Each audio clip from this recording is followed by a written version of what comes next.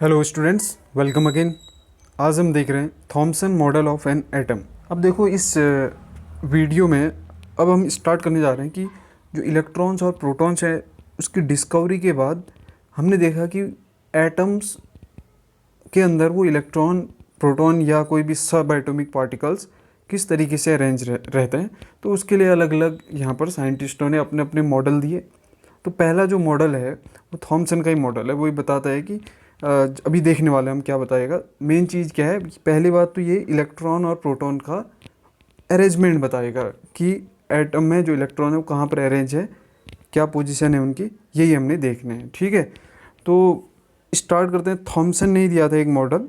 ठीक है, तो इन्होंने क्या बोला था कि जो आपके पास जे थॉमसन ने दिया था, ठीक है, ये मॉडल जे थॉमसन ने, तो इन्होंने बोला था कि atom consist of a uniform sphere.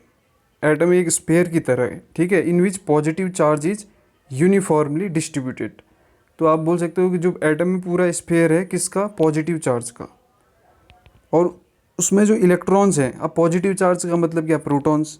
तो पूरा का पूरा जो स्फेयर है उसमें क्या है, हर जगह पर प्रोटॉन्स हैं। और जो इलेक्ट्रॉन्स होंगे वो कहाँ पर होंगे, electrons are embedded into it in such a way to give the most stable electrostatic arrangement.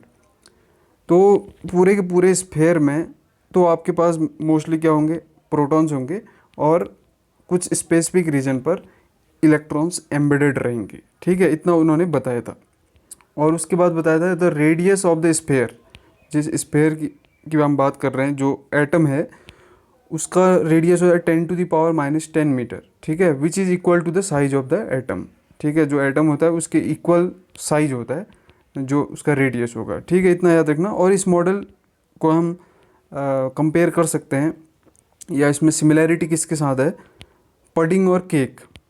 Cake जानते हैं आप, तो केक पूरा क्या हो जाएगा आपका, पॉजिटिव चार्ज से बना होगा, और उसमें जो रेजिन्स होंगे बीच में वो क्या होंगे, इलेक्ट्रॉन्स होंगे जो कि एम्बेडेड रहेंगे उसमें। ठीक है, तो इसीलिए इस मॉडल को क्या भी बोलते हैं, रेजिन पडिंग मॉडल भी बोलते हैं। ठीक है, रेजिन पडिंग मॉडल और वाटरमेलन मॉडल भी बोलते हैं। वाटरमेलन मॉडल क्यों बोलते हैं, क्योंकि जो वाटरमेलन है वो पूरा पॉजिटिव चार्ज से बना है, ऐसा हम कंसिडर कर सकते हैं।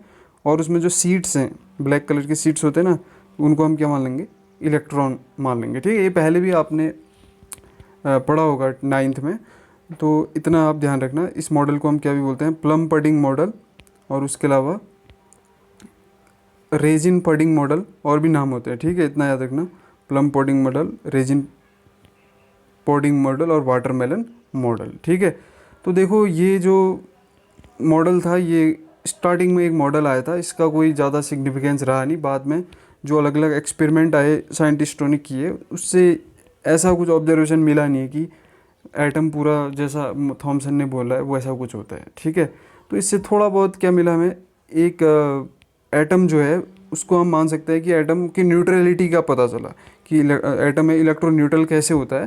तो उसने बोला कि अगर प्रोटॉन्स हैं तो इलेक्ट्रॉन्स भी हैं, उसने बताया, तो अगर जितने प्रोटॉन उतने इलेक्ट्रॉन भी हैं, तो ओवरऑल एटम जो है वो न्यूट्रल रहेगा। ठीक है, तो बाद में हम देखेंगे जो रदरफोर्ड का एक्सपेरिमेंट आता है।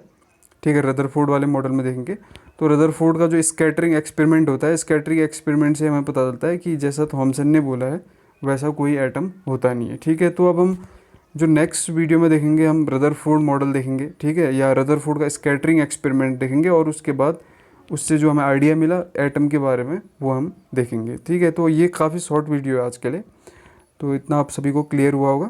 ठीक है, तो till then thank you for watching, God bless you all.